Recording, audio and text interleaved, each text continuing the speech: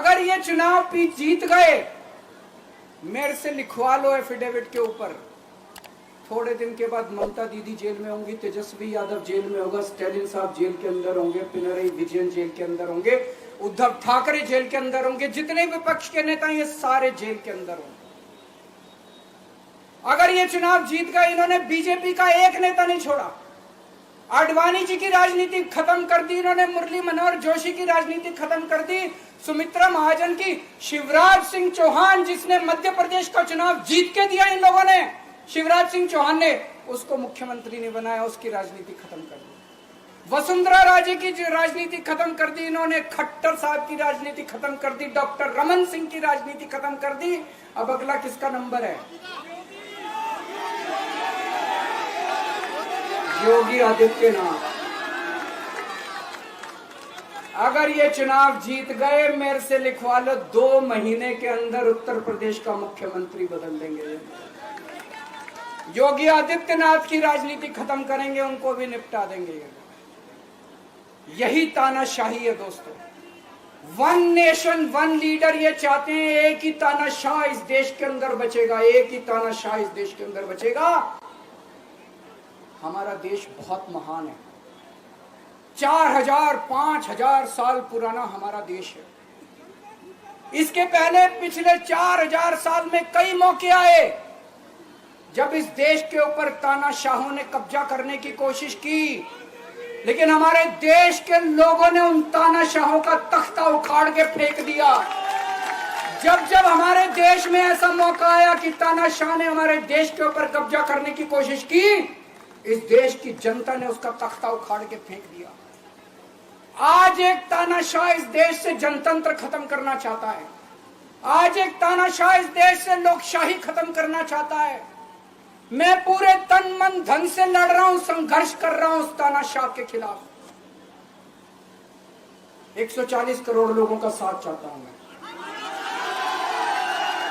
मैं supreme court का बहुत बहुत शुक्रिया अदा करना चाहता हूं।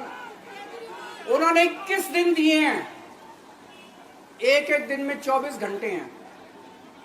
मैं एक दिन में 24 में से 36 घंटे काम करूंगा, पूरे देश भर में घूमूंगा इस तानाशाही को रोकने के लिए। दोस्तों, जितनी मेरे अंदर ताकत है, मेरा सब कुछ कुर्बान है देश के लिए।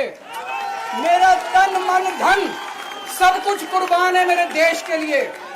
मेरे खून का एक एक कतरा मेरे देश के लिए, मेरे शरीर का एक एक कतरा, मेरी जिंदगी का एक एक पल मेरे देश के लिए। मेरे देश को बचाने के लिए मैं पूरे देश में जाऊंगा दोस्तों। अब एक बहुत महत्वपूर्ण बात करने जा रहा हूं, उसको ध्यान से सुनना।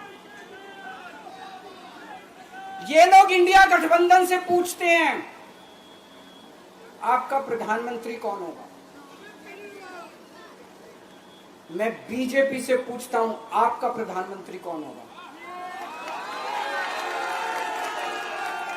आप लोग सोच रहे होंगे केजरीवाल क्या बात कर रहा है, मोदी जी होंगे। नहीं, मोदी जी अगले साल 17 सितंबर को 75 साल के हो रहे हैं।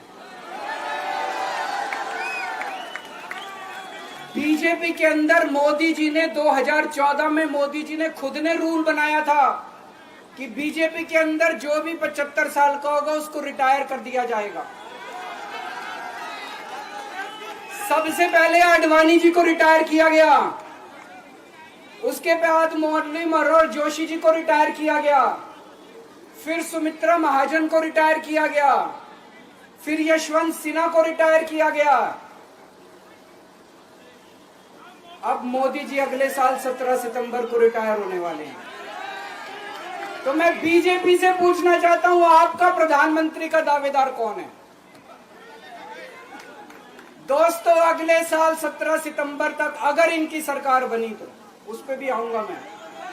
अगर इनकी सरकार बनी तो पहले अगले 2 महीने में योगी जी को निपटाएंगे ये, और उसके बाद मोदी जी के सबसे खास अमित शाह को ये प्रधानमंत्री बनाएंगे।